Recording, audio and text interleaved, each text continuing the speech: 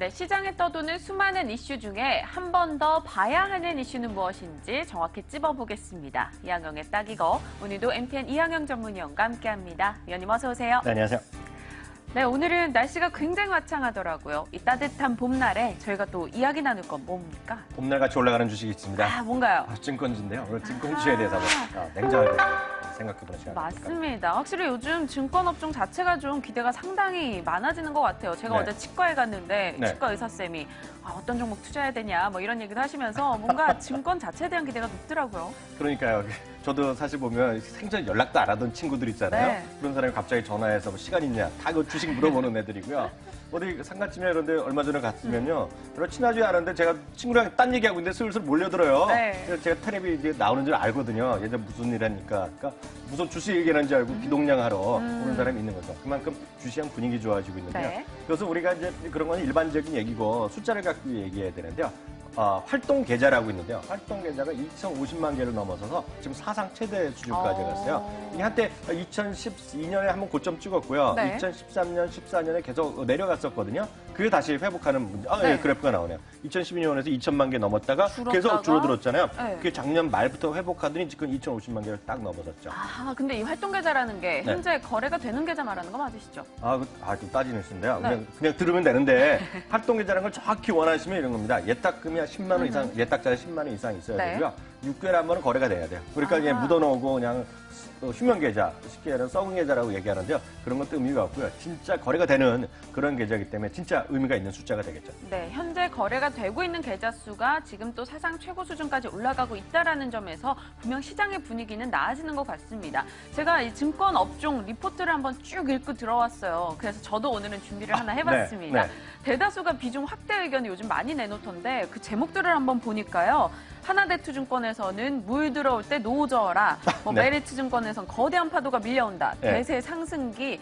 제목들만 보면 거의 영화 배너입니다. 거의 이렇게 엄청난 작품이 나올 것 같은 분위기를 풍기고 있는데요. 네네. 저희는 정확하게 한번 짚어봐야 돼요. 왜 이렇게 오르는 겁니까? 그러니까 이게 여기까지 말하면 이거 재미가 없는데 그다음에 진정 왜 정말 증권 업종이 증권주가 좋아졌나 네. 좀 생각해 보셔야 되겠는데 나름 좀 전문가 같이 좀 말씀드리면 증권사의 실적이 정말 좋아지고 있어요. 왜냐하면 거래대금으로 나타나는데요. 네. 거래대금이 작년 대비 평균 코스피 코스닥에서 적게는 30%, 많게는 50%가 더 많이 나오고 있거든요. 네. 두 번째는 개인들이 선호하는 게 코스닥인데 상대적으로요. 코스닥이 3, 4년 동안 아니면 많게는 6, 7년 동안 소위 물려있던 분들이 수익으로 돌아섰어요. 쉽게 해서 본전된 거거든요. 네. 그러니까 주위 사람들도 아는 거죠. 아하. 그래서 돈 냄새는 서로 알거든요. 그러니까 지금 분위기가 사는 거고요. 돈 냄새. 네. 신규 사업 기대감이 뭐냐면 이제 개인들의 이제 자산 관리 영업이 이제 본격적으로 장기 위탁 자산 관리인데요. 그런 쪽 영업이 내년부터 이제 보다 활발해질 수 있다는 얘기가 네. 되겠고요. 이건 마지막 좀 마음이 아픈 얘기인데요. 작년에 여의도 일대에서 4천 명이 옷을 벗었어요. 그러니까 뭐 그런 건 안 좋은 얘기인데 네. 구조조정이 있었기 때문에 또 이제 비용이 많이 좀 감소됐고요. 그렇게 좀 이해하시면 되겠죠. 쉽게 풀어보자면 돈 나갈 일은 줄고 돈 들어올 일이 많기 때문에 기대감이 상당수 생겨나고 있습니다. 올해 들어 유난히도 많이 올랐던 증권주기도 하고요. 올해 들어 어느 정도 올랐어요? 한 1, 20% 올랐습니까? 올랐죠. 그래서 월별로 좀 조사해봤는데 네. 1월 달에 한 6% 올라갔고요. 네. 또 2월 달에 한 7% 올라갔습니다. 아하. 그래프까지 딱 나왔는데 3월 달에 15.6%, 4월 달은 지금까지 12.3%, 어제까지거든요. 그러니까 여기 보면 가파르게 주고 있죠. 지금 일주일 만에 12% 네, 올랐잖아요. 6, 7, 15, 12 하면 얼추 봐도 한 45% 이상 급등했는데 네네. 너무 많이 올랐어요. 좀 비싸다는 생각이 드는데요. 비싸게 비싸다기보다는 절대 가격이 많이 오른 건 사실이 네. 되겠는데요.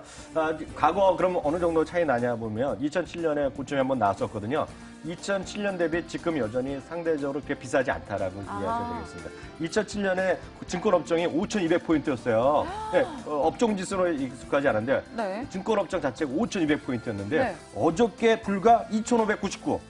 그래서 절반도 안 됩니다. 그 당시에 비해서는요. 그러니까 증권 업종 지수가요? 네, 그러니까 그 당시보다 네. 싸다 비싸다 할 수 있겠지만은 네. 그 당시보다는 아직 절반밖에 안 되는 거예요. 네. 그러니까 코스피는 거의 뭐 비슷하잖아요. 2080, 2060. 코스닥은 그 당시보다 아직 떨어져 있긴 한데 상대적으로 지금 오른 게 없다는 거죠. 그러니까 당시에 비교하고 코스피에 비교하면 오른 것도 없다라는 것을 좀 증권 업종 지수만 놓고 본다면 절반입니다, 아직도 이게. 네. 싼 느낌이 좀 들긴 하네요. 네. 그렇다면 이 과거 흐름과 한번 살펴봤을 때요. 차이점이 분명 있을 것 같아요. 이 증권주 같은 경우는 한번 탄력을 받으면 쭉 간다라는 이야기도 있잖아요. 그런 것도 맞아 떨어지는 겁니다. 그러니까 아까 어떤 증권사에서 물 들어올 때 뭐 노져라 그게 네. 바로 그런 입니다. 한 번 올라가면 쭉 가는 분위기가 되겠는데요. 그래서 그게 일부에서는 한 2004년도에 우리나라 뭐 자본시장도 활성화 이런 네. 대책이 나온 적이 있는데요. 그 당시랑 비교해서 얘기하는 분이 많이 있습니다. 몇 가지 그 주장을 제가 말씀드리면 네. 그 당시에도 최저금리는 3% 초반이었는데요. 지금은 1.75. 오늘 이제 더 내리진 않았는데 똑같죠? 시중 부동산은 지금은 많다는데 그 당시에보다도 훨씬 더 많아졌어요. 2004년인 네, 거죠? 네네. 이거 잘못 나네. 2004년이 얘기가 네. 그러니까 경제 성장률은 한국 처음으로 그 당시 3%였는데 지금도 3%였고요. 네.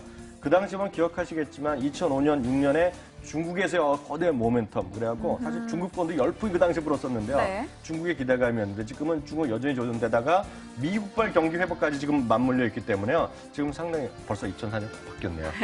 머니터리 방송 잘 되는 게 지금이요. 그래서 그만큼 훅 올라가고 있고 이렇게 차이가 있다는 거죠. 그래서 당시에 보면 그래프를 하나 준비해봤는데요. 2004년에 정부 정책이 잇따라 2번 정도 나왔는데요. 그 당시에 얼마 정도 올랐는지, 이따 2004년 때거든요. 이때면 코스닥이랑 같이 올랐는데, 벤처 활성화, 뭐 주식 투자 활성화 나면서 요새 같이 쭉 올라가는데요. 이게 농담이 아니라 50% 정도가 아니고 50%, 100% 이상이 올라가는 거예요. 네. 1년 반 동안에요. 그러니까 증권주는 앞서 얘기한 대로, 아까 어느 증권이었죠?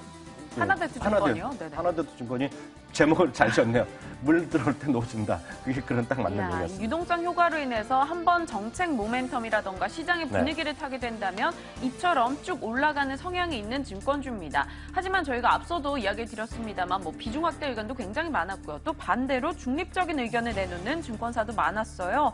자꾸 반전이 나오니까 이제는 또 반전으로 쉬어갈 때다 이런 얘기도 있고요. 그렇기 맞습니다. 때문에 중요한 건 종목 이야기일 것 같아요. 맞습니다. 한 두 군데 증권사가 약간 보수를 보고 있는데요. 한국투자증권은 약간 좀 시장에서는 쉬어갈 수 있다. 그러니까 여전히 시장 자체가 좀 수익성으로 보면 약간 고평가되어 있다는 얘기를 하는 네. 것도 분명히 있으니까 절대 다 똑같은 얘기하는 건 아닙니다.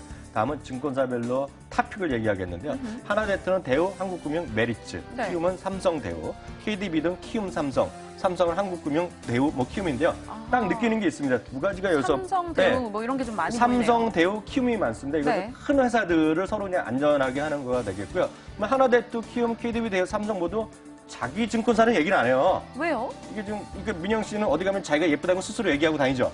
전 뭐 봐줄만 하니까요. 근데 이 증권사는 이게 서로 관례가 있습니다. 그래서 자기 회사를 얘기 안 하는 게 관례거든요. 해봤자 쑥스럽잖아요. 그래서 남의 한데 대부분이 큰 건데 지나고 나면 별로 수익률은 차이가 없는 게 제 생각 같아요. 다만 특정한 포인트가 있는 것들, M&A나 이런 것들 있으면 더 많이 가는 게 있죠. 최근에 보면 이제 유한타가 네. 중국 얘기하면서 중국 대주주가 있기 때문에 대만 대주주이기 때문에 중국을 잘할 것이라는 그런 기대감은 훨씬 많이 올라가는데 극히 예외적인 일이 되겠고요. 대부분 이제 큰 대형주 위주로 얘기를 많이 하죠. 근데 위원님 아시죠? 증권과의 관심.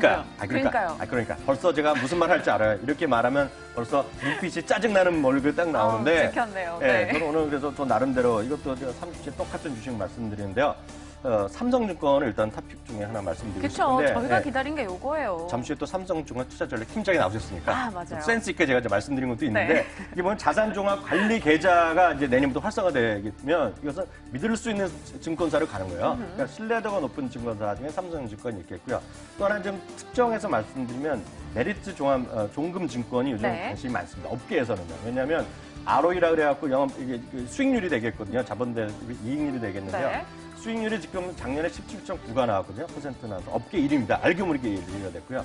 1분기에도 상당한 수익이 났다는 얘기를 많이 하고 있습니다. 그리고 두 번째는 절대 수익 규모도 작년에 5위권이어서 메리츠 종금증권이 우리 시청자들 생각하는 것보다 수익이 많이 좋아질 수 있다. 그래서 특정에서는 메리츠 종금증권에 관심 가져서 좋다 이렇게 말씀드리셨습니다. 네, 알겠습니다. 증권과의 관심주도 쭉 이야기를 들어봤지만 시청자분들이 많이 궁금하셨던 건 이항영 위원님의 관심주였을 것 같습니다. 삼성증권 그리고 메리츠 종금증권 정말 물 들어올 때 노를 저어도 되는지 저희 관심권 여기 두고 한번 살펴보도록 하겠습니다.